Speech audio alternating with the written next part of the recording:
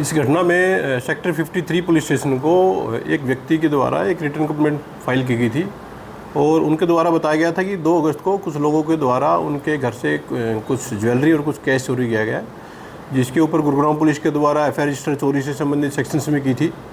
और during the investigation इसमें Gurugram police के द्वारा कुल मिलाकर के 3 आरोपियों को गिरफ्तार किया गया है। ये पूरी की पूरी कार्रवाई जो क्राइम ब्रांच DLF फेज़ 4 की टीम है उनके द्वारा अमल में लाई गई है। और इस दौरान जो 3 आरोपी गिरफ्तार किए गए हैं उनकी पहचान सबसे पहले रणवीर है, जो कि उत्तर प्रदेश के गांव का रहने वाला है। दूसरा जो आरोपी है उसकी पहचान हरिओम के रूप में हुई है और जो कि उत्तर प्रदेश जिला बुलंदशहर के गांव का रेजिडेंट है। तीसरी जो इसमें आरोपी है उसकी पहचान नेहा के रूप में हुई है और जो कि उत्तर प्रदेश के ही गाँव चक्री की रहने वाली है।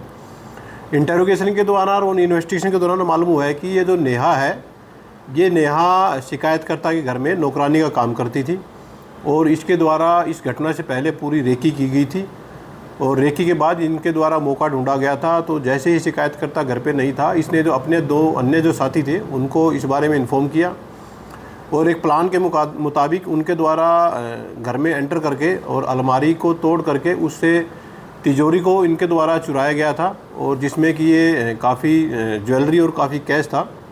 पुलिस के द्वारा इन तीनों एक्यूज़ को अरेस्ट कर लिया गया है, जिसमें नेहा को अदालत में पेश करके 1 दिन की इसकी पुलिस कस्टडी ली गई थी।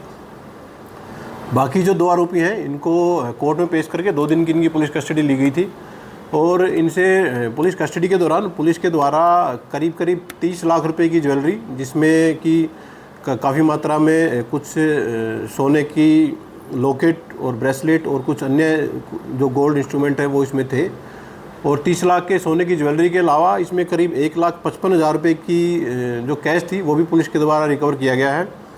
विक्टिम के द्वारा जो कंप्लेंट पुलिस को फाइल की गई थी उसमें उनके द्वारा बताया गया था कि उनकी एक लाइसेंसी पिस्टल भी इस चोरी की घटना में चोरी की गई थी। पुलिस के द्वारा उससे जो पिस्टल है उसको भी इन चोरों से रिकवर कर लिया गया है।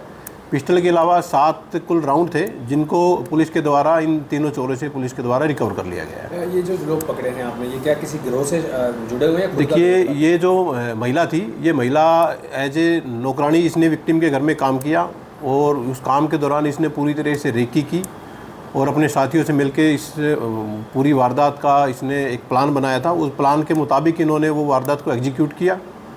इनका क्रिमिनल बैकग्राउंड पुलिस के द्वारा इनके रिहायशी पुलिस स्टेशन से चेक करवाया जा रहा है और अगर कोई पुराना इनका क्रिमिनल बैकग्राउंड होगा तो उनको भी चार्जशीट में सम्मिलित करके और फर्दर पुलिस है वो इस केस की इन्वेस्टिगेशन है वो फिलहाल जारी रखेगी। तिजोरी को लेकर के गए थे, उस सामान को कहाँ लेकर पहुँचे, उस सामान का क्या करने वाले थे या क्या कर रहे थे?